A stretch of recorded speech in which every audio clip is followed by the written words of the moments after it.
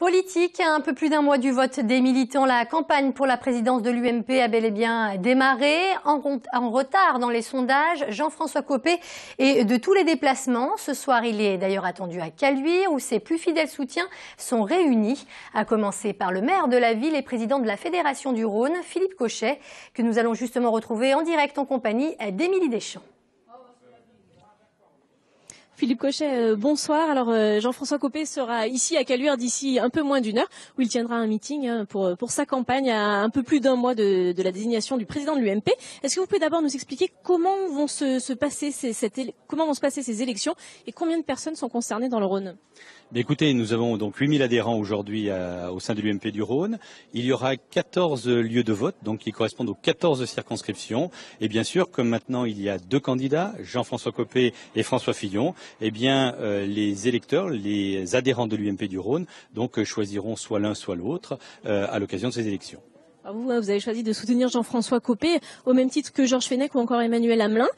Comment vous expliquez que le secrétaire général de l'UMP semble avoir plus de soutien dans le Rhône alors que François Fillon a la faveur des sondages au niveau national? Je crois que simplement, et l'un et l'autre ont des qualités. Simplement dans le Rhône, on a pu le prouver à juste titre. On sait ce qu'est un engagement total. On l'a prouvé lors des élections présidentielles. C'est vrai que si la France avait voté comme le Rhône, premièrement, Nicolas Sarkozy serait président de la République et deuxièmement, nous aurions une large majorité à l'Assemblée nationale. Donc, avec Jean-François Copé, on a fait une campagne d'enfer pour les élections présidentielles. On se souvient avec beaucoup d'émotion du grand meeting notamment de Nicolas Sarkozy avec plus de 12 000 personnes montées en 3 jours.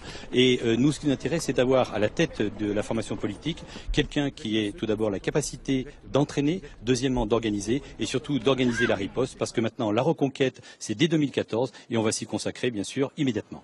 Justement, cette dualité Copé-Fillon, est-ce qu'elle peut avoir une incidence sur les municipales dans le clan UMP pour 2014? Je crois que ça n'aura aucune incidence. Ce qui compte, c'est d'avoir des gens déterminés, des candidats renouvelés, et puis surtout des candidats qui veulent aller jusqu'au bout. Vous savez, en politique, c'est ceux qui ont le plus faim qui arrivent. Et je peux vous assurer que du côté de Jean-François Copé et de son équipe, il y a des gens qui ont vraiment faim.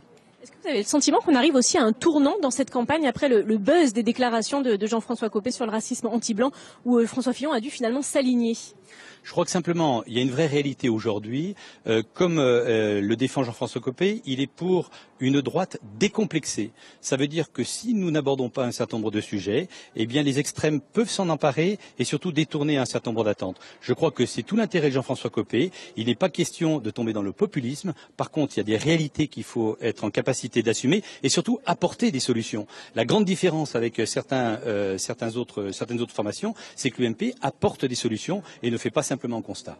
Philippe Cochet, merci beaucoup. Alors Jean-François Copé et François Fillon s'affronteront lors d'un débat télévisé un peu à la manière des primaires socialistes. Ça sera le 25 octobre. L'élection, elle, se déroulera le 18 novembre prochain. Merci beaucoup Émilie pour toutes ces précisions et